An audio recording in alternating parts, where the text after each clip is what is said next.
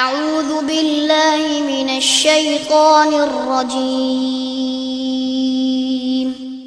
بسم الله الرحمن الرحيم نحمده ونستعينه ونستغفره ونعوذ بالله من شرور أنفسنا ومن سيئات أعمالنا من يهده الله فلا مضل له ومن يضلل فلا هادي له وأشهد أن لا إله إلا الله وحده لا شريك له وأشهد أن محمدا عبده ورسوله يا أيها الذين آمنوا اتقوا الله حق تقاته ولا تموتن إلا وأنتم مسلمون يا أيها الناس اتقوا ربكم الذي خلقكم من نفس واحدة وخلق منها زوجها وبث منهما رجالا كثيرا ونساء واتقوا الله الذي تساءلون به والأرحام إن الله كان عليكم رقيبا يا أيها الذين آمنوا اتقوا الله وقولوا قولا سديدا يصلح لكم أعمالكم ويغفر لكم ذنوبكم ومن يطع الله ورسوله فقد فاز فوزا عظيما أما بعد فإن خير الحديث كتاب الله وخير الهدي هدي محمد صلى الله عليه وسلم وشر الأمور محدثاتها وكل محدثة بدعة وكل بدعة ضلالة وكل ضلالة في النار قال تعالى وَلَقَدْ نَصَرَكُمُ اللَّهُ بِبَدْرٍ وَأَنْتُمْ أَذِلَّةٌ فَاتَّقُوا اللَّهَ لَعَلَّكُمْ تَشْكُرُونَ۔ سورہ آل عمران آیت نمبر 123۔ اللہ رب العزت ارشاد فرماتے ہیں، اور البتہ تحقیق اللہ رب العزت نے تمہاری مدد کی بدر میں جب کہ تم بہت کمزور تھے۔ فاتقوا اللہ، پس اللہ رب العزت سے ڈرو، لعلکم تشکرون، تاکہ تم شکر گزار بندے بن سکو، تاکہ تم اللہ رب العزت کا شکر ادا کر سکو۔ وَلَقَدْ، واو کا معنی ہے اور، لام تاکید کے لیے ہے، اس کا معنی آپ یقیناً کر سکتے ہیں، بے شک کر سکتے ہیں۔ قد بھی تحقیق کے لیے ہے، اس کا معنی بھی آپ یقیناً کر سکتے ہیں، تحقیق کر سکتے ہیں۔ نصارہ، اس نے مدد کی، کم تمہاری، اللہ اللہ نے، نصارہ مدد کی، کس نے کی؟ اللہ اللہ تعالیٰ نے، کم تمہاری، ببدرین بدر میں، با الگ لفظ ہے، بدر دوسرا لفظ ہے، بدر میں، وانتم اذلہ، واو حالیہ ہے، حالانکہ جب کہ، انتم تم، انتم یہ جمع ہے، اس کا واحد ہوتا ہے انت تو، اذلہ ذلیل ان کی جمع ہے، ذلیل نہایت کمزور، اذلہ وانتم اذلہ، اور تم نہایت کمزور تھے۔ فاتقوا اللہ، فا الگ ہے اور اتقوا الگ ہے۔ فا کا معنی آپ کریں گے پس، چنانچہ، اتقو تم ڈرو، تم اتقو یہ فعل امر ہے، جمع کے لیے ہے، اور اس کا واحد ہوتا ہے اتقی، تو ڈر جا، اور اتقو تم ڈرو، تم سب ڈرو، اللہ اللہ سے، لعلکم تاکہ، لعل کا معنی ہے یہاں پہ تاکہ، کم تم، تشکرون فعل مضارع ہے جمع کے لیے، شکر گزار بن جاؤ، شکر ادا کرنے والے بن جاؤ۔ تشکرون کا واحد ہے تشکرو، تو شکر ادا کرتا ہے، تو شکر گزار بندہ بنتا ہے۔ تشکرونا، تم شکر گزار بندے بنتے ہو یا بن جاؤ گے۔ وہ آیات جو اس سے پہلے گزری ہیں، آیت نمبر 121، آیت نمبر 122، ان میں تذکرہ تھا غزوہ احد کا۔ اللہ رب العزت نے تذکرہ کیا کہ نبی کریم صلی اللہ علیہ وسلم احد کے لیے صبح صبح اپنے گھر سے نکلے، اور ایمان والوں کو، صحابہ کرام کو لڑائی کے ٹھکانوں پہ کھڑا کیا، بٹھایا، اور پھر بتایا کہ مسلمانوں میں سے دو گروہ ہمت ہار چکے تھے، لیکن اللہ رب العزت نے ان کی مدد کی اور انہیں میدان چھوڑنے کے گناہ سے بچا لیا۔ اور اس کے بعد اللہ نے کہا کہ مومنوں کا ایمان، مومنوں کا توکل اللہ ہی پہ ہونا چاہیے، مومنوں کو اللہ ہی پہ بھروسہ رکھنا چاہیے۔ اب اللہ تعالیٰ تذکرہ کر رہے ہیں غزوہ بدر کا، جس میں اللہ رب العزت نے مسلمانوں کی نصرت کی، ان کو فتح دی، ان کی مدد کی۔ کیوں؟ اس لیے کہ انہوں نے اللہ پہ توکل کیا، کیونکہ انہوں نے تقوی کا مظاہرہ کیا، تقوی اختیار کیا۔ اللہ تعالیٰ فرماتے ہیں وَلَقَدْ نَصَرَكُمُ اللَّهُ بِبَدْرٍ، اور یقیناً تحقیق اللہ نے تمہاری نصرت کی، مدد کی، بِبَدْرٍ، بدر میں۔ بدر کیا ہے؟ بدر مدینہ منورہ سے فاصلے پہ واقع ہے ایک جگہ، اس کو کہتے ہیں بدر۔ نبی صلی اللہ علیہ وسلم ہجرت کے دوسرے سال صحابہ کرام سے کہتے ہیں کہ مکہ والوں کا تجارتی قافلہ شام سے واپس آ رہا ہے اور وہ بدر کے قریب سے گزرے گا، تو ہم نے اس تجارتی قافلے کو پکڑنا ہے۔ نبی علیہ الصلوۃ والسلام ایسا کیوں کرنا چاہتے تھے؟ اس لیے کہ مسلمانوں کی ان کی لڑائیاں جاری تھیں، انہوں نے مسلمانوں کو مکہ سے نکالا، انہوں نے مسلمانوں کے اوپر ظلم کیے، اور مدینہ میں مسلمانوں کے منتقل ہو جانے کے باوجود وہ مسلمانوں پہ ظلم و ستم سے باز نہیں آ رہے تھے، تو اس لیے مسلمانوں کی ان کی لڑائی جاری تھی۔ تو نبی علیہ الصلوۃ والسلام چاہتے تھے کہ ان کے تجارتی قافلے کو پکڑا جائے۔ صحابہ کرام میں اچانک آپ نے یہ اعلان کیا، 310 سے زیادہ صحابہ کرام آپ کے ساتھ جانے کے لیے تیار ہوئے۔ یہ صحابہ کرام اس لیے جا رہے ہیں تاکہ تجارتی قافلے کو پکڑا جائے، لیکن تجارتی قافلے کا سربراہ ابو سفیان وہ جان چکا تھا، اسے اطلاعات مل چکی تھیں کہ مدینہ والے مسلمان نبی صلی اللہ علیہ وسلم اور آپ کے ساتھی اس تجارتی قافلے کو پکڑنے کے لیے مدینہ سے نکلے ہوئے ہیں۔ اس لیے ابو سفیان بدر سے گزرنے کی بجائے سمندر کے قریب سے گزرا، ساحل سمندر کا راستہ اس نے اختیار کیا اور وہ کامیابی سے نکل گیا۔ جب اس نے خطرہ محسوس کیا تھا کہ مسلمان اسے پکڑنا چاہتے ہیں، تب اس نے مکہ والوں کو پیغام بھیج دیا تھا کہ تجارتی قافلے کی مدد کے لیے آؤ۔ چنانچہ مکہ میں تیاریاں شروع ہو گئیں اور وہاں سے ایک بڑا لشکر نکلا مسلمانوں سے لڑنے کے لیے، تجارتی قافلے کو بچانے کے لیے، کیونکہ تجارتی قافلے میں بہت سے لوگوں کا حصہ تھا، تجارتی قافلے میں بہت سے لوگوں کا مال تھا۔ جو لشکر وہاں سے نکلا اس کا سربراہ ابو جہل تھا۔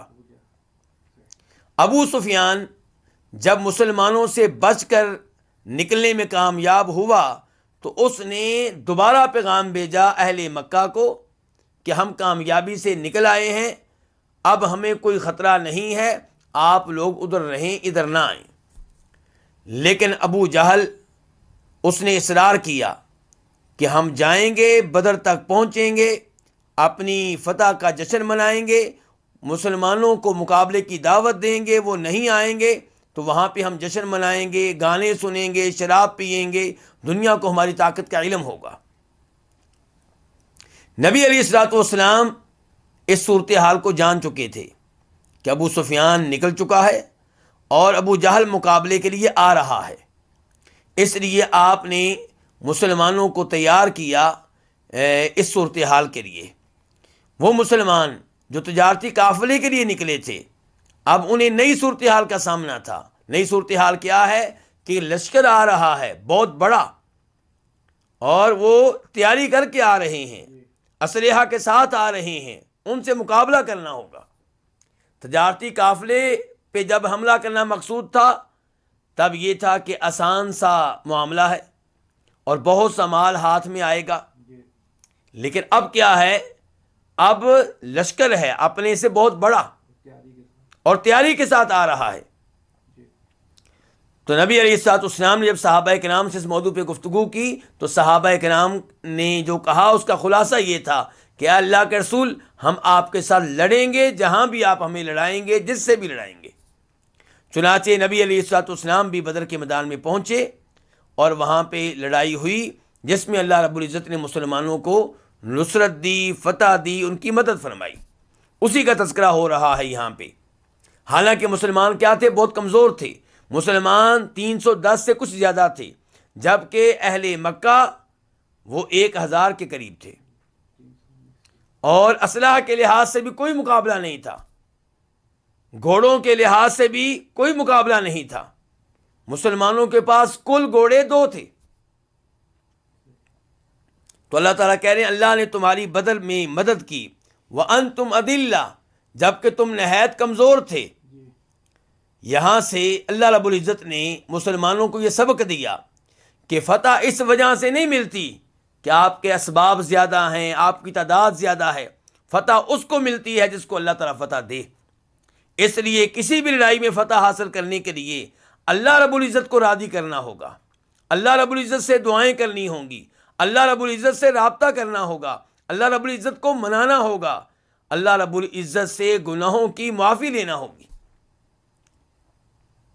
اگر تعداد کی طرف دیکھیں، وسائل کی طرف دیکھیں، تو آپ جانتے ہیں کہ حنین کے موقع پہ مسلمان بہت بڑی تعداد میں تھے، اور مسلمان سوچ رہے تھے کہ ہم نے تو کم تعداد میں ہونے کے باوجود بہت سے مار کے جیتے ہیں، آج تو ہماری تعداد بہت زیادہ ہے، اس لیے آج ہم ہی جیتیں گے۔ لیکن اللہ رب العزت کو مسلمانوں کی یہ سوچ پسند نہیں آئی، اس لیے شروع میں مسلمانوں کو شکست کا سامنا کرنا پڑا۔ اللہ تعالیٰ فرماتے ہیں سورہ توبہ میں، لقد نصرکم اللہ فی مواطن کثیرہ، اللہ نے بہت سے مقامات پہ تمہاری نصرت کی، تمہاری مدد کی۔ وَيَوْمَ حُنَيْنٍ، اور حنین کی لڑائی میں بھی اللہ نے تمہاری مدد کی۔ اِذْ أَعْجَبَتْكُمْ كَثْرَتُكُمْ، جب تمہیں اپنی کثرت پہ ناز تھا، جب تم اپنی کثرت کی وجہ سے خود پسندی میں مبتلا ہو گئے تھے۔ فَلَمْ تُغْنِ عَنْكُمْ شَيْئًا، لیکن یہ کثرت تمہیں کوئی فائدہ نہ دے سکی۔ وَضَاقَتْ عَلَيْكُمُ الْأَرْضُ بِمَا رَحُبَتْ، زمین کشادہ ہونے کے باوجود تمہارے لیے تنگ ہو گئی۔ ثُمَّ وَلَّيْتُمْ مُدْبِرِينَ، پھر تم دشمن کی طرف پیٹھ کر کے میدان چھوڑ کے چلے گئے۔ ثُمَّ أَنزَلَ اللَّهُ سَكِينَتَهُ عَلَى رَسُولِهِ، فتح کب ملی؟ جب اللہ نے سکینت نازل کی، اطمینان نازل کیا، علی رسولہ، اپنے رسول پہ، وعلی المؤمنین، مومنوں پہ، وانزل جنودا لم تروها، اور اللہ نے ایسے لشکر نازل کیے جنہیں تم نے دیکھا بھی نہیں۔ تو فتح پھر کس وجہ سے ملتی ہے؟ اللہ کو راضی کرنے کی وجہ سے۔ جب انسان رب العالمین کی اطاعت کرے، گناہوں سے بچے اور اللہ کے احکام پہ عمل کرے، اللہ نے اسباب کو اختیار کرنے کا حکم دیا ہے، وسائل کو اختیار کرنے کا حکم دیا ہے، جنگ کی تیاری کی جائے، اسلحہ حاصل کیا جائے، لوگوں کو ٹریننگ دی جائے، لیکن اس کے بعد بھروسہ اسباب پہ نہ ہو بلکہ رب اسباب پہ ہو۔ اللہ تعالیٰ فرماتے ہیں فاتقوا اللہ، پس تم اللہ رب العزت سے ڈرو، اللہ رب العزت سے ڈرتے رہو۔ اللہ تعالیٰ یہاں پہ تقویٰ کا حکم دے رہے ہیں، فاتقوا اللہ۔ تقویٰ کس چیز کا نام ہے؟ کہ انسان اللہ کے ہر آرڈر کو مانے، اور جس چیز کو اللہ نے حرام قرار دیا ہے، ممنوع قرار دیا ہے، اس چیز سے انسان دور رہے۔ یہ تقویٰ جو ہے یہ اللہ رب العزت کے عذاب سے بچائے گا، یہ اللہ کی ناراضگی سے بچائے گا، یہ اللہ کے غضب سے بچائے گا۔ فاتقوا اللہ، پس اللہ سے ڈرتے رہو، لعلکم تشکرون، تاکہ تم شکر گزار بندے بن جاؤ۔ ان الفاظ نے ہمیں ایک سبق یہ دیا کہ جب اللہ آپ پہ نعمتوں کی بارش کرے، جب اللہ آپ کو کوئی نعمت دے تو آپ تقویٰ اختیار کریں۔ اللہ نے آپ کو بدر میں نصرت دی ہے، فتح دی ہے، غلبہ دیا ہے، اللہ تعالیٰ کہتے ہیں اس لیے اب تم متقی بن جاؤ۔ تو مجھے اور آپ کو جو بھی نعمت ملے، بیوی کی شکل میں، اولاد کی شکل میں، مال کی شکل میں، گھر کی شکل میں، گاڑی کی شکل میں، ہر نعمت کے بعد تقویٰ میں اضافہ ہو جانا چاہیے۔ فاتقوا اللہ لعلکم تشکرون، تم اللہ سے ڈرو تاکہ تم شکر گزار بندے بن جاؤ۔ اس سے یہ پتہ چلا کہ تقوی جو ہے یہ اللہ رب العزت کا شکر ادا کرنے کا ایک طریقہ ہے۔ تقوی اختیار کرنا اللہ رب العزت کے شکر ادا کرنے کا ایک طریقہ ہے، اور اللہ رب العزت کی نعمتوں پہ اللہ کا شکر ادا کرنا چاہیے۔ اللہ تعالیٰ فرماتے ہیں قرآن حکیم میں لَإِن شَكَرْتُمْ لَأَزِيدَنَّكُمْ وَلَإِن كَفَرْتُمْ إِنَّ عَذَابِي لَشَدِيدٌ، اگر تم میری نعمتوں پہ شکر ادا کرو گے میں تمہیں مزید نعمتیں دوں گا، اور اگر ناشکری کرو گے تو میرا عذاب بڑا سخت ہے۔ اللہ کا شکر کیسے ادا کیا جا سکتا ہے؟ اللہ کا شکر ادا کرنا چاہیے زبان کے ساتھ، دل کے ساتھ، اور جسم کے تمام اعضاء کے ساتھ۔ دل کے ساتھ کیسے شکر ادا کریں گے؟ دل میں یہ احساس رکھنا کہ میرے رب کا میرے اوپر بڑا فضل و کرم ہے، یہ نعمت رب نے دی ہے، میرا اس میں کوئی کمال نہیں ہے۔ یہ صورتحال نہ ہو کہ انسان یہ کہے کہ مجھے جو کچھ ملا ہے یہ میری عقل کی وجہ سے، میرے سمجھدار ہونے کی وجہ سے، میرے ہنر کی وجہ سے۔ نہیں، یہ تو قارون کا نعرہ تھا۔ اس نے کہا تھا قال انما اوتیتہ علی علم عندی، کہ میرے پاس آج خزانے ہیں، بہت سا مال ہے، بہت سے نوکر ہیں، یہ سب کچھ میرے پاس کیوں ہے؟ اس علم کی بنیاد پہ جو میرے پاس ہے، اس ہنر کی بنیاد پہ جو میرے پاس ہے۔ تو آپ ان نعمتوں کو منسوب کر دیں اپنی عقل کی طرف، اپنے ہنر کی طرف، اپنی ڈگریوں کی طرف نہیں، آپ ان تمام نعمتوں کی نسبت کس کی طرف کریں؟ اللہ رب العزت کی طرف۔ اللہ رب العزت نعمتیں دے تو نعمتیں ملتی ہیں، ورنہ یہ اسباب، یہ وسائل ناکام ہو جاتی ہیں۔ تو اللہ کا شکر ادا کیا جائے دل کے ساتھ، دل میں اقرار ہو اس بات کا کہ واقعی یہ نعمتیں کس کی طرف سے ہیں؟ اللہ رب العزت کی طرف سے ہیں۔ نمبر 2، زبان کے ساتھ بھی آپ اظہار کریں کہ میرا کوئی کمال نہیں، اللہ تعالیٰ یہ نعمتیں دینے والا ہے۔ وَأَمَّا بِنِعْمَةِ رَبِّكَ فَحَدِّثْ، اپنے رب کی نعمت بیان کریں، اس کا تذکرہ کریں۔ کس انداز میں؟ مثال کے طور پہ آپ نے کھانا کھایا تو آپ کہیں الحمدللہ الذی اطعمنی ھذا ورزقنیہ من غیر حول منی ولا قوہ، کہ میں اس اللہ کی حمد و ثنا بیان کرتا ہوں جس نے مجھے یہ کھانا کھلایا، جس نے مجھے یہ رزق دیا، اور اس میں میرا کوئی کمال نہیں تھا، اسی کا کمال ہے۔ اگر آپ نیا لباس پہنیں تو آپ کہیں الحمدللہ الذی کسانی ھذا ورزقنیہ من غیر حول منی ولا قوہ، میں اس اللہ کی حمد و ثنا بیان کرتا ہوں جس نے مجھے یہ لباس پہنایا، جس نے مجھے یہ نعمت دی، اور اس میں میرا کوئی کمال نہیں ہے، کمال اسی اللہ رب العزت کا ہے۔ تو اس لیے شکر کیسے ادا ہوگا؟ دل کے ساتھ، زبان کے ساتھ، اور دیگر اعضاء کے ساتھ۔ دیگر اعضاء کے ساتھ کیسے؟ کہ ان تمام اعضاء کو اللہ تعالیٰ کی اطاعت میں لگا دیں، اور ان تمام اعضاء کو اللہ کی نافرمانی سے دور رکھیں۔ آپ اپنے ہاتھوں کے ذریعے کیا کر رہے ہوں؟ کسی غریب کی مدد کر رہے ہوں۔ آپ اپنے ہاتھوں کے ذریعے کیا کر رہے ہوں؟ آپ احادیث لکھ رہے ہوں، آپ قرآن لکھ رہے ہوں، قرآن کی تفسیر لکھ رہے ہوں۔ آپ کانوں کے ذریعے کیا کر رہے ہوں؟ تلاوت سن رہے ہوں، اذان سن رہے ہوں۔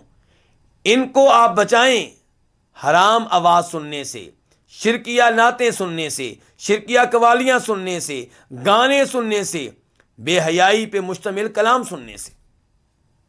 تو اسی طرح تمام اعضاء کو اللہ کی اطاعت میں لگا دیں، اور تمام اعضاء کو اللہ کی نافرمانی سے دور رکھیں۔ اس کے بعد اللہ رب العزت آیت نمبر 124 میں ارشاد فرماتے ہیں اذ تقول للمؤمنین الن یکفیکم ان یمدکم ربکم بثلاثۃ آلاف من الملائکۃ منزلین، جب آپ کہہ رہے تھے مومنوں سے کیا تمہیں یہ کافی نہیں ہے، کیا تمہارے لیے یہ کافی نہیں ہے کہ تمہارا رب تمہاری مدد کرے اترے ہوئے 3000 فرشتوں کے ساتھ؟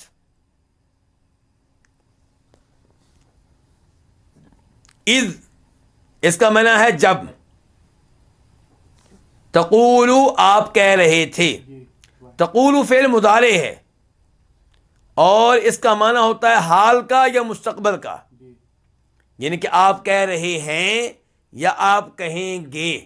لیکن ہم معنی کیا کر رہے ہیں؟ جب آپ کہہ رہے تھے ہم ماضی والا معنی کر رہے ہیں، پاسٹ والا معنی کر رہے ہیں. کیوں؟ کیونکہ اذ جب فعل پہ آتا ہے تو فعل کو ماضی کے معنی میں کر دیتا ہے، پاسٹ کے معنی میں کر دیتا ہے. جب آپ کہہ رہے تھے للمؤمنین مومنوں سے. تقولو آپ کہتے ہیں، آپ کہیں گے. پھر مضارع ہے، واحد کے لیے ہے. للمؤمنین یہ دو الفاظ ہیں، لام اور المؤمنین. لام کا معنی کیا؟ کے لیے، کے واسطے.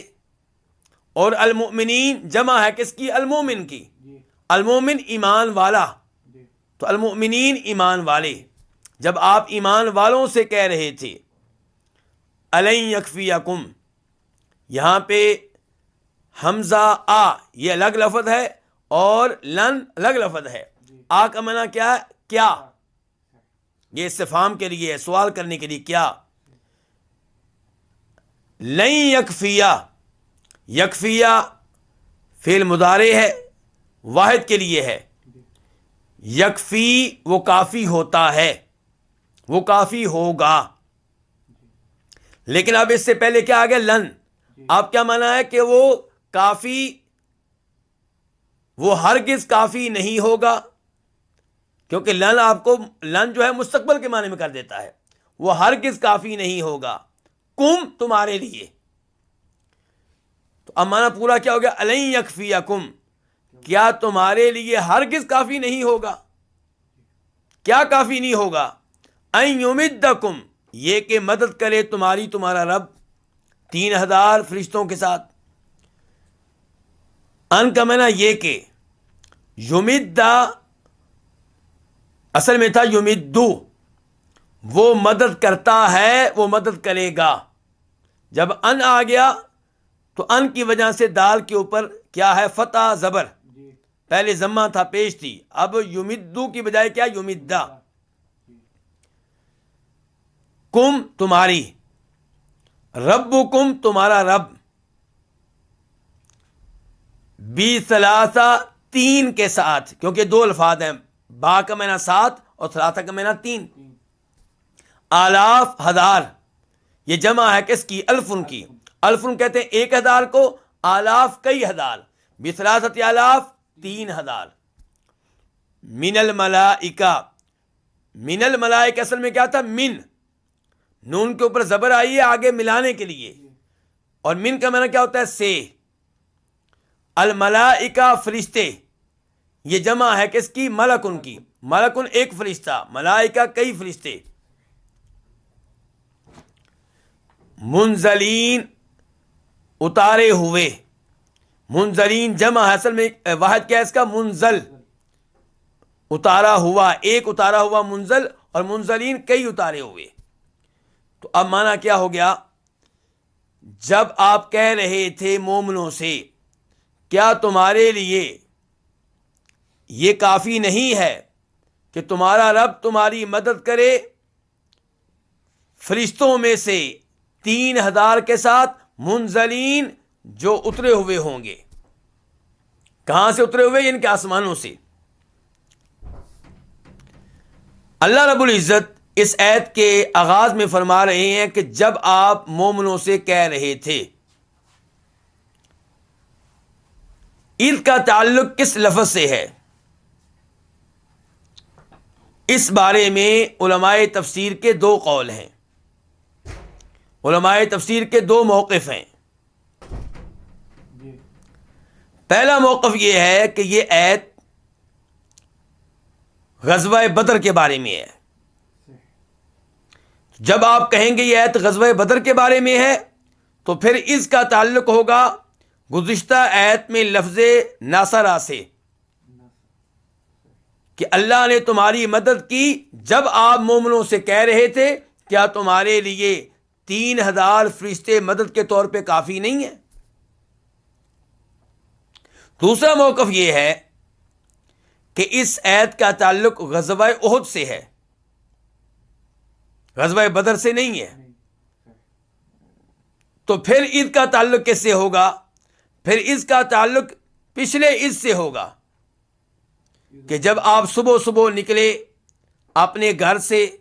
غزوہ احد کے بارے میں اللہ تعالیٰ کہہ رہے ہیں آیت نمبر 121 میں، اور پھر اللہ تعالیٰ کہہ رہے ہیں آیت نمبر 122 میں کہ جب تم میں سے دو جماعتوں نے ارادہ کر لیا تھا کہ وہ بزدلی اختیار کر لیں، لیکن اللہ نے ان کی مدد کی، اللہ نے ان کو بچا لیا.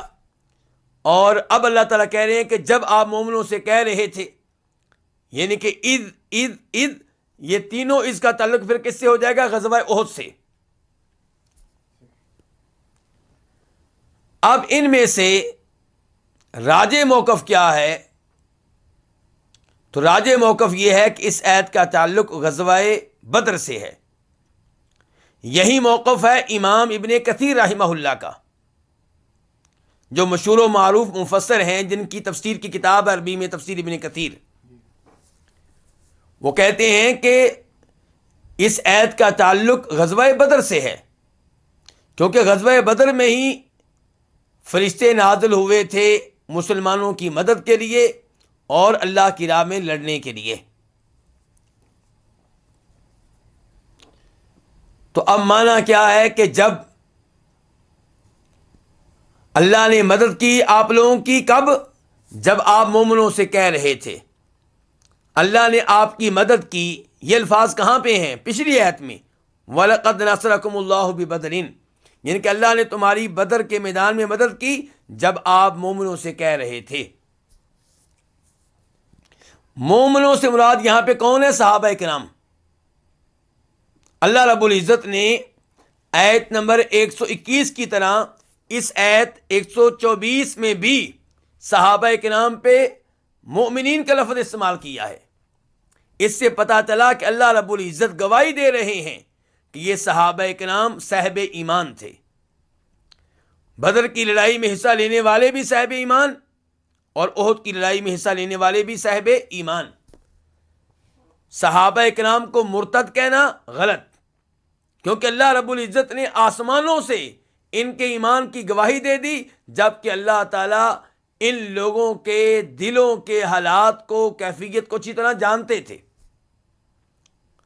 تو اللہ نے کہہ دیا کہ ایمان والے ہیں، اس کا مطلب ہے کہ اللہ شہادت دے رہے ہیں یہ ایمان والے ہیں، ایمان پہ فوت ہوں گے، مرتد نہیں ہوں گے.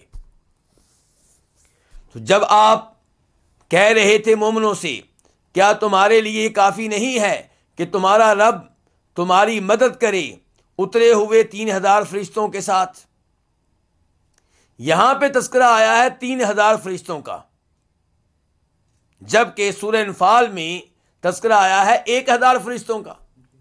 اللہ تعالیٰ فرماتے ہیں اذ تستغیثون ربکم فاستجاب لکم انی ممدکم بألف من الملائکۃ مردفین، کہ یاد کریں اس وقت کو جب تم لوگ اپنے رب کو پکار رہے تھے، اپنے رب سے مدد مانگ رہے تھے، تو اس نے تمہاری دعائیں سن لیں، تمہاری فریادیں سن لیں، اور اس نے اعلان کیا کہ میں تمہاری مدد کروں گا 1000 فرشتوں کے ساتھ.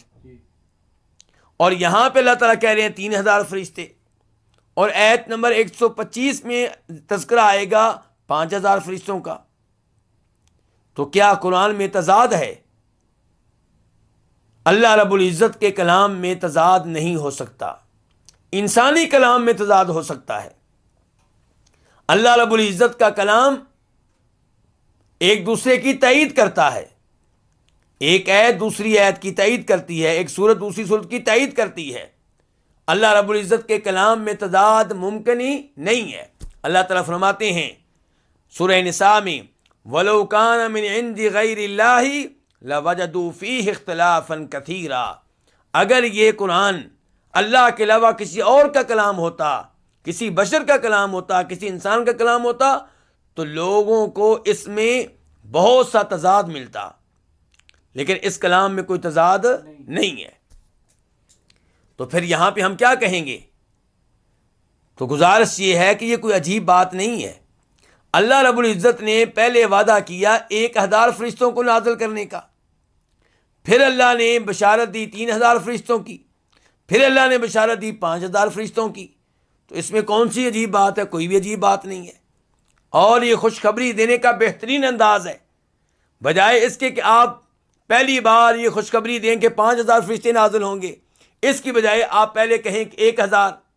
لوگ خوش ہوں گے، مطمئن ہو جائیں گے، پریشانی دور ہو جائے گی، ٹینشن دور ہو جائے گی، خوف جاتا رہے گا. پھر آپ کہیں گے 3000، مزید خوش ہوں گے، مزید مطمئن ہوں گے. پھر آپ کہیں گے 5000، ان کی اطمینان میں مزید اضافہ ہو جائے گا. تو اللہ رب العزت یہاں پہ اعلان کر رہے ہیں کہ اللہ کی طرف سے 3000 فرشتے نازل ہوں گے. اور یہ کہاں سے آئیں گے؟ اوپر سے آئیں گے. اللہ نے کتنے فرشتے کہے ہیں؟ 3000. اس سے پتا چلا کہ فرشتوں کا جسم ہوتا ہے جنہیں گنا جا سکتا ہے. ان لوگوں کے عقائد غلط ہیں جو کہتے ہیں کہ فرشتوں کی کوئی حقیقت نہیں ہے، ان کا کوئی جسم نہیں ہوتا. اور یہاں پہ اللہ نے کہا ہے کہ اللہ تمہاری مدد کرے گا. اور اللہ نے آگے کیا کہا ہے؟ ربکم. اللہ کہہ رہے ہیں تمہاری مدد کرے گا تمہارا رب. تمہارا رب. تو یہ ربوبیت ہے. کون سی ربوبیت خاصہ؟ ایک ہوتی ربوبیت عامہ، عام ربوبیت. اللہ ساری کائنات کا رب ہے، سب کو پیدا کرنے والا وہ، سب کے نظام کو چلانے والا وہ، جو زندہ ہیں انہیں زندگی دینے والا وہ، جو فوت ہو رہے ہیں انہیں فوت کرنے والا وہ. یہ کیا ہے؟ ربوبیت عامہ. اس لحاظ سے اللہ سب کا رب ہے. لیکن یہاں تو اللہ پیار سے کہہ رہے ہیں کہ تمہاری مدد کرے گا تمہارا رب. تو یہ عام ربوبیت نہیں، خاص ربوبیت. خاص ربوبیت کا مطلب کیا ہوتا ہے؟ تمہارا وہ رب جو تمہارا خیال رکھتا ہے، تمہارا وہ رب جو تمہاری مدد کرتا ہے، تمہارا وہ رب جو تم پہ اپنی رحمتیں نازل کرتا ہے. تو یہ تمہارا رب تمہاری مدد کرے گا آسمانوں سے اترے ہوئے 3000 فرشتوں کے ساتھ. اس کے بعد آیت نمبر 125 اللہ رب العزت ارشاد فرماتے ہیں بلا ان تصبروا وتتقوا ويأتوكم من فورهم هذا يمددكم ربكم ب5000 من الملائكة مسومين. بلا کیوں نہیں،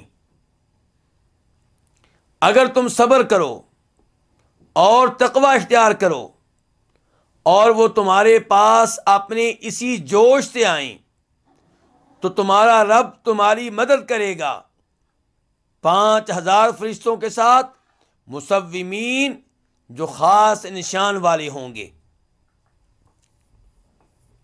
بھلا کیوں نہیں،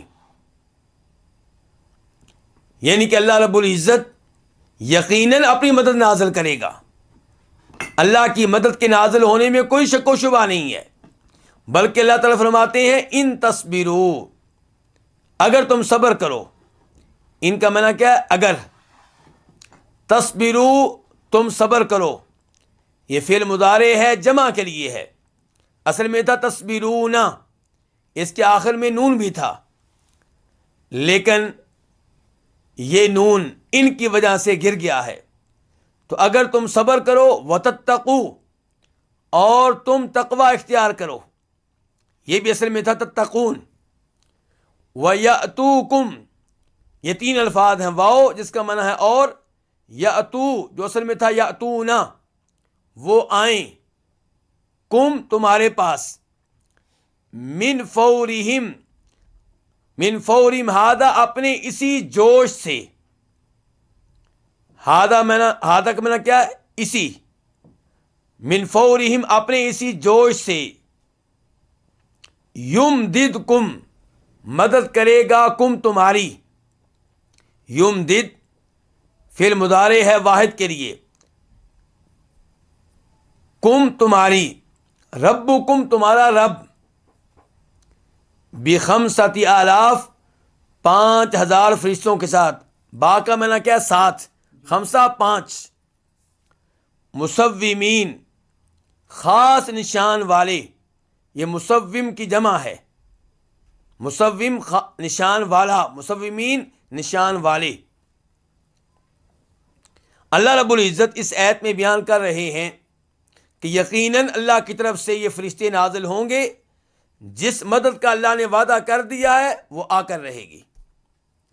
لیکن اللہ تعالیٰ فرماتے ہیں اگر تم صبر کرو، ڈٹ جاؤ دشمن کے سامنے، استقامت کا مظاہرہ کرو اور تقوی اختیار کرو، گناہوں سے بچو، نیکیوں کو اپناؤ، تو اللہ کی مدد مزید بھی آئے گی. لیکن مزید اللہ کی مدد جو آئے گی اس کی 3 شرائط ہیں. نمبر 1 تمہارا صبر کرنا، ڈٹ جانا. نمبر 2 تقوی اختیار کرنا. نمبر 3 یہ کہ دشمن اسی جوش سے آئے، اسی غیظ و غضب سے آئے جس جوش سے وہ مکہ سے نکلا ہے. اگر دشمن اسی جوش سے آیا اور تم نے صبر کیا اور تقوی اختیار کیا تو تب اللہ تمہاری مدد کرے گا 5000 فرشتوں کے ساتھ، جو بڑے خاص نشان والے ہوں گے، ان کی خاص علامتیں ہوں گی. اب یہ 5000 فرشتے نازل ہوئے یا نہیں ہوئے؟ ایک رائے یہ ہے کہ نازل نہیں ہوئے کیونکہ نازل ہونے کی ضرورت پیش نہیں آئی، کیونکہ یہ 3 شرائط پوری نہیں ہوئیں. مسلمانوں نے صبر کیا، تقوی اختیار کیا، یہ دونوں شرطیں پائی گئیں، لیکن کافروں کا وہ جوش و خروش باقی نہ رہا جس جوش و خروش سے وہ مکہ سے نکلے تھے. اور دوسری رائے یہ ہے کہ 5000 فرشتے نازل ہوئے. یہ 3 شرائط بھی پائی گئیں اور 5000 فرشتے نازل ہوئے. چنانچہ امام طبری روایت کرتے ہیں قتادہ بن دعامہ سدوسی سے، مشہور و معروف تابعی ہیں، مفسر ہیں، کہتے ہیں کہ امد اللہ المسلمین یوم بدر ب5000. اللہ رب العزت نے بدر کی لڑائی میں مسلمانوں کی 5000 فرشتوں کے ساتھ مدد فرمائی. تو اس سے کیا پتہ چلا کہ 5000 فرشتے نازل ہوئے تھے. اور بدر کی لڑائی میں فرشتوں کا نازل ہونا، مسلمانوں کی مدد کرنا، لڑائی کا حصہ بننا، یہ ایک حقیقت ہے جس کا تذکرہ قرآن نے بھی کیا ہے اور نبی علیہ السلام کی احادیث میں بھی تذکرہ آیا ہے. بخاری مسلم کی روایات ہیں. عبداللہ ابن عباس بیان کرتے ہیں کہ فرشتے اس لڑائی میں باقاعدہ نازل ہوئے. مثال کے طور پہ ایک دفعہ آپ نے کہا کہ یہ جبریل ہیں جو اپنے گھوڑے کے سر کو پکڑے ہوئے ہیں اور لڑائی کا لباس پہنے ہوئے ہیں. دوسری روایت میں عبداللہ ابن عباس کہتے ہیں کہ بدر کی لڑائی میں ایک آدمی لڑ رہا ہے، اچانک اسے آواز آتی ہے. آواز کیا ہے؟ کوڑا لگنے کی آواز، گھوڑے کو پکارنے کی آواز. اور پھر وہ مسلمان دیکھتا ہے کہ اس کے سامنے جو کافر ہے اس کو کوڑا لگا ہے، وہ گر پڑا ہے. تو جب یہ اطلاع نبی علیہ السلام تک پہنچی تو آپ نے اس کی تصدیق فرمائی اور کہا کہ یہ فرشتے ہیں جو تیسرے آسمان سے نازل ہوئے ہیں.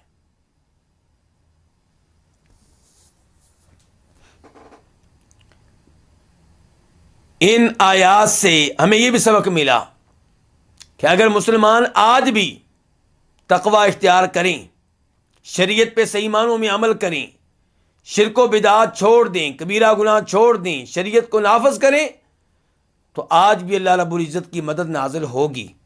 اللہ کی طرف سے مدد کے وعدے سچے ہیں. مسلمان سچے بن جائیں، اپنے دعوی ایمان میں سچے بن کر دکھائیں. اللہ رب العزت کی مدد کے وعدے سچے ہیں. اللہ نے کہا ہے کہ وَلَا تَهِنُوا وَلَا تَحْزَنُوا وَأَنْتُمُ الْأَعْلَوْنَ إِن كُنتُم مُؤْمِنِينَ، کہ ایمان والو تم ہی غالب رہو گے اگر تم واقعی ایمان والے ثابت ہوئے. تو اللہ تعالیٰ نے ان آیات میں جو شرائط لگائی ہیں وہ شرائط آج بھی پوری ہو جائیں تو اللہ تعالیٰ مدد نازل فرمائیں گے. شاعر نے کہا ہے کہ فضائے بدر پیدا کر، فرشتے تیری نصرت کو اتر سکتے ہیں گردوں سے قطار ان قطار اب بھی. اس کے بعد آیت نمبر 126 اللہ تعالیٰ فرماتے ہیں وَمَا جَعَلَهُ اللَّهُ إِلَّا بُشْرَى لَكُمْ وَلِتَطْمَئِنَّ قُلُوبُكُمْ بِهِ وَمَا النَّصْرُ إِلَّا مِنْ عِنْدِ اللَّهِ الْعَزِيزِ الْحَكِيمِ. اور اللہ تعالیٰ نے اس کو نہیں بنایا مگر تمہارے لیے خوشخبری اور تاکہ تمہارے دل اس پہ مطمئن ہو جائیں، اور نہیں ہے نصرت، نہیں ہے مدد مگر اللہ کی طرف سے جو سب پہ غالب ہے، کمال حکمت والا ہے۔ وما، واو کا معنی اور ما یہاں پہ نفی کے لیے ہے کہ نہیں، جعلا بنایا، فعل ماضی ہے واحد کے لیے، بنایا ہو اس کو، کس کو؟ اس امداد کو جو اللہ نے نازل کی ہے۔ وما جعلہ اللہ، تو اللہ نے اس امداد کو نہیں بنایا الا مگر بشرا، خوشخبری، لکم تمہارے لیے۔ لکم دو الفاظ ہیں، لام جس کا معنی ہوتا ہے کے لیے کے واسطے، کم تمہارے لیے اللہ نے اس امداد کو خوشخبری بنا دیا ہے۔ وَلِتَطْمَئِنَّ، واو کا معنی اور لام کا معنی تاکہ، اور تاکہ تطمئن، مطمئن ہو جائیں، پرسکون ہو جائیں، قلوبکم، تمہارے دل۔ قلوبکم دو الفاظ ہیں، قلوب اور کم۔ قلوب قلب ان کی جمع ہے، قلب ایک دل کو، قلوب کئی دلوں کو، کم تمہارے، اور تاکہ مطمئن ہو جائیں تمہارے دل بھی، اس پہ، کس پہ؟ اس امداد پہ۔ ومن نصر، اور نہیں ہے النصر، نصرت، مدد، الا مگر من عند اللہ، اللہ کی طرف سے، العزیز جو سب پہ غالب ہے، الحکیم کمال حکمت والا ہے۔ اللہ رب العزت اس آیت میں یہ وعدے کر رہے ہیں کہ اللہ رب العزت تمہاری مدد فرشتوں کے بغیر بھی کر سکتے ہیں،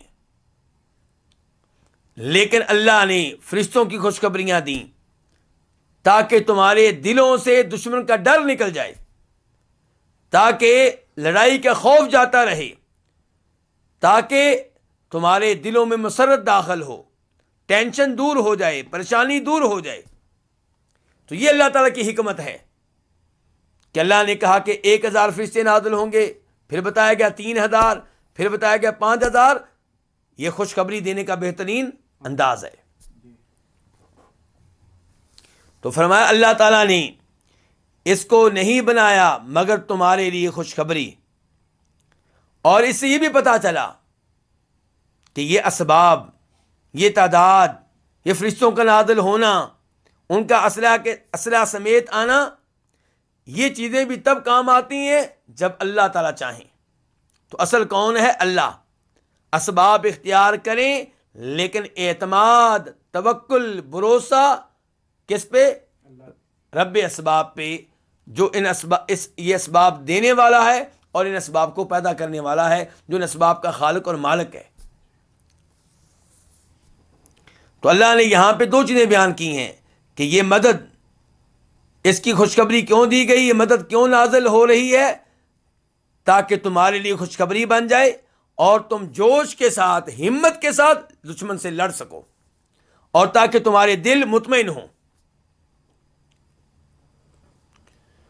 ومن نصر الا من عند اللہ، حقیقی مدد کس کی طرف سے ہوتی ہے؟ اللہ کی طرف سے۔ فرشتے بھی ایک سبب ہیں، فرشتوں کو بھیجنے والا کون ہے؟ اللہ۔ فرشتوں کو قوت و طاقت دینے والا کون ہے؟ اللہ۔ فرشتے بھی تبھی لڑ سکیں گے جب اللہ چاہتا ہے۔ تو حقیقی مدد کس کی طرف سے ہے؟ اللہ رب العزت کی طرف سے۔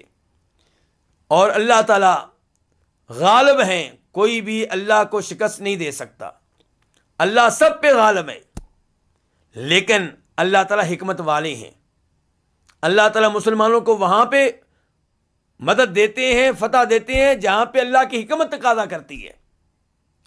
اور احد کے میدان میں ایک ایسا وقت بھی آیا جب مسلمانوں کو شکست ہو رہی تھی، مسلمان شہید ہوئے 70 کے قریب، تو کیا اللہ وہاں پہ غالب نہیں تھا؟ وہاں پہ بھی اللہ کی حکمت تھی کہ وہاں پہ مسلمانوں کو یہ زخم پہنچے اور پتہ چلے کون سچا مومن ہے اور کون دعوی ایمان میں جھوٹا ہے، کون صبر کرتا ہے مصائب پہ، کون صبر نہیں کرتا۔ تو اللہ تعالیٰ کے ہر کام میں کوئی نہ کوئی حکمت ہوتی ہے۔ اس کے بعد اللہ تعالیٰ فرماتے ہیں آیت نمبر 127 میں، لِيَقْطَعَ طَرَفًا مِّنَ الَّذِينَ كَفَرُوا أَوْ يَكْبِتَهُمْ فَيَنْقَلِبُوا خَائِبِينَ، تاکہ وہ کاٹے، تاکہ وہ ہلاک کرے ان لوگوں میں سے جنہوں نے کفر کیا ایک حصے کو، او یکبتہم، یا ان کو ذلیل کرے، فینقلبوا خائبین، تو وہ واپس لوٹ جائیں خیب و خاسر ہو کر، ناکام و نامراد ہو کر۔ لیقطع، لام کا معنی ہے تاکہ، یقطع وہ کاٹے، یقطع فعل مضارع ہے، اصل میں تھا یقطعو، لیکن لام کے بعد ان ہوتا ہے تو اس لیے کیا ہو گیا لیقطع، تاکہ وہ کاٹے۔ یہ کس کے متعلق ہے؟ ایک موقف یہ ہے کہ یہ متعلق ہے اسی ناصرہ کے جو آیت نمبر 123 میں ہے، وَلَقَدْ نَصَرَكُمُ اللَّهُ، اللہ نے تمہاری مدد کی بدر کے میدان میں، کیوں؟ لِيَقْطَعَ، تاکہ اللہ تعالیٰ ہلاک کرے کافروں کے ایک حصے کو۔ اور دوسرا یہ ہے کہ آپ یوں کہیں کہ اس کا تعلق ایک ایسے فعل کے ساتھ ہے جو مقدر ہے، مثال کے طور پہ امدکم، اللہ نے تمہاری مدد کیوں کی؟ تاکہ اللہ تعالیٰ ہلاک کرے کافروں کے ایک حصے کو۔ تو لیقطع کا لفظی معنی کیا ہے؟ کاٹے، مراد کیا؟ ہلاک کرے۔ طرفاً، ایک حصہ، کن کا ایک حصہ؟ من الذین، ان لوگوں کا جنہوں نے کفر کیا۔ الذین اسم موصول ہے، الذی کی جمع ہے، جنہوں نے، کفروا کفر کیا، فعل ماضی ہے جمع کے لیے، او یا یکبیتا ذلیل کرے، فعل مضارع ہے واحد کے لیے، کہ اللہ تعالیٰ ہلاک کرے کافروں کے حصے کو، یا کیا کرے؟ ذلیل کرے۔ یہ اصل میں تھا یکبیتو، تو جیسے یقطع ہو گیا ایسے یکبیتا، یعنی کہ یقطع کے آخر میں بھی زبر آ گئی اور یکبیتا کے آخر میں بھی زبر آ گئی، ورنہ اصل میں ہے یکبیتو۔ تو وہ ذلیل کرے ہم، ان کو، کن کو؟ کافروں کو۔ فینقلبوا، فا کا معنی تو، ینقلبوا وہ واپس چلے جائیں، اصل میں کیا تھا؟ ینقلبون، جمع کے لیے ہے، وہ واپس چلے جائیں۔ کیسے واپس جائیں؟ خائبین، خائبین جمع ہے خائبن کی، خائبن ناکام و نامراد، خیب و خاسر، جو اپنا کوئی بھی مطلب حاصل نہ کر سکے۔ اللہ رب العزت یہاں پہ حکمت بیان کر رہے ہیں کہ اللہ نے کیوں مسلمانوں کو فتح دی، کیوں ان کو غلبہ دیا، تاکہ اللہ رب العزت ان مسلمانوں کے ذریعے کافروں کے ایک حصے کو ہلاک کر دے۔ اور بدر کی لڑائی میں کتنے کافر قتل ہوئے تھے؟ 70۔ اور 70 ہی قیدی بنے تھے۔ او یکبتہم، یا اللہ ان کو ذلیل کرے، فینقلبوا خائبین، تو واپس جائیں خیب و خاسر ہو کر، کیونکہ 70 ان کے کیا ہوئے؟ قتل، 70 ان کے بنے قیدی، اور زخمی ان کے علاوہ ہیں، اور فتح کا جشن منانے کے لیے آئے تھے، مسلمانوں کو قتل کرنے کے لیے آئے تھے، مسلمانوں کو نیست و نابود کرنے کے لیے آئے تھے، کوئی بھی مقصد حاصل نہیں ہوا، بلکہ اچھی طرح ذلیل و رسوا ہو کے واپس گئے۔ تو یہ اللہ رب العزت کا مسلمانوں پہ انعام ہے بہت بڑا۔ تو آج کی ان آیات سے سبق ہمیں یہ ملا کہ مسلمان اگر چاہتے ہیں کہ انہیں فتح ملے، غلبہ ملے، تو اس کے لیے اللہ رب العزت کے ساتھ جڑ جائیں، توحید کو اختیار کریں، تقوی اختیار کریں، صبر اختیار کریں، اور جب کبھی لڑائی ہو تو وہاں بھروسہ اسباب پہ نہیں، وسائل پہ نہیں، اللہ رب العزت پہ۔ اسباب اختیار کرنے ہیں، تیاری کرنی ہے۔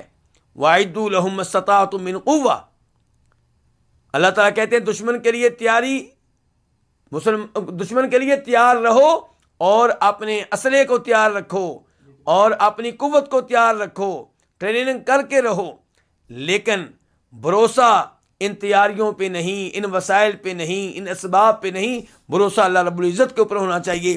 جب اللہ فتح دے تب فتح ملتی ہے، اللہ نہ دے تو یہ اسباب، یہ وسائل، یہ کثرت کام نہیں آتی۔ اللہ رب العزت ہمیں قرآن حکیم سمجھنے کی توفیق عنایت فرمائے۔